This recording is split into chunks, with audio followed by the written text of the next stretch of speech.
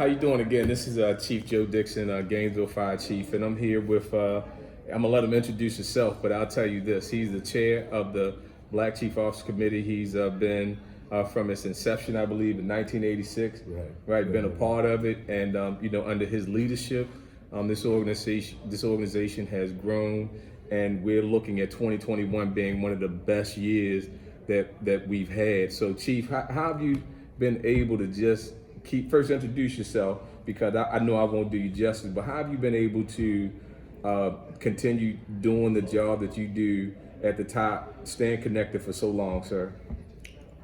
First of all, thanks for the question. I'm Chief Dave Harris, been with BCOC since '86, been the chair for the past 7 years.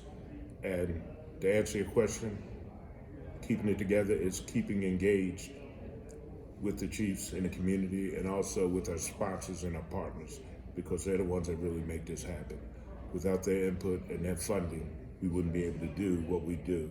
My ultimate goal is to be able to set up the symposium so it's no charge at all to the participants. All they have to do is show up. And we should be able to do it because we have enough economic impact with over 200 African American fire chiefs in the United States and the Caribbean with our economic power to make that happen. Wow, that's a lofty goal. So you want to bring this quality, educational, and just networking opportunity to members of the primarily minority fire chiefs or minority public safety community, and make it free. Make it free. Wow. So that's something that, when you think about some of our partner organizations, we are, certainly I'm a member of the IFC, but the BCOC, exists for a reason. Just like the International Association of Black Professional Firefighters, we exist for a reason. The fire service today, and we talk about the fire service, I call it the all hazards response community, is still Caucasian male dominated. So we have to, it is good for people to see leaders such as Chief Harris, leaders such as, as a fire chief, such as myself, that have shown that we still stand on the shoulders of others. I want to give a shout out to Mr. Carl Holmes, Dr. Carl Holmes, chief of the Carl Holmes Executive Development Institute. So we stand on their shoulders, but we have to make sure that we continue and have vision, like Chief Harris talking about, we're doing this, we've done this, we're doing this, but what's the next chapter going to look like?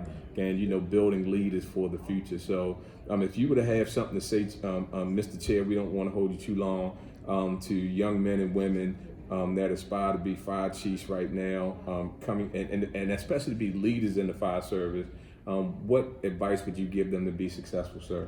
Be successful is to be due diligent, educate, emulate them, take that down, so you can connect and be mentored for the next generation of fire chiefs in the United States. You can do this. Wow. So the one thing, I hope you got that, is he said connect. Because one of the things that, that I've come across is there's sometimes when people, for lack of a better term, make it, and they don't reach back. So one of the things that we use in the BOC is that we're lifting as we climb.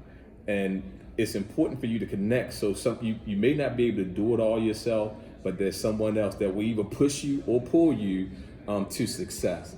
So again, with our esteemed chair, Mr. Dave Harris, and we are so thankful you joined us, and we look forward to talking to you soon, and keep lifting as you climb. Each one reach one.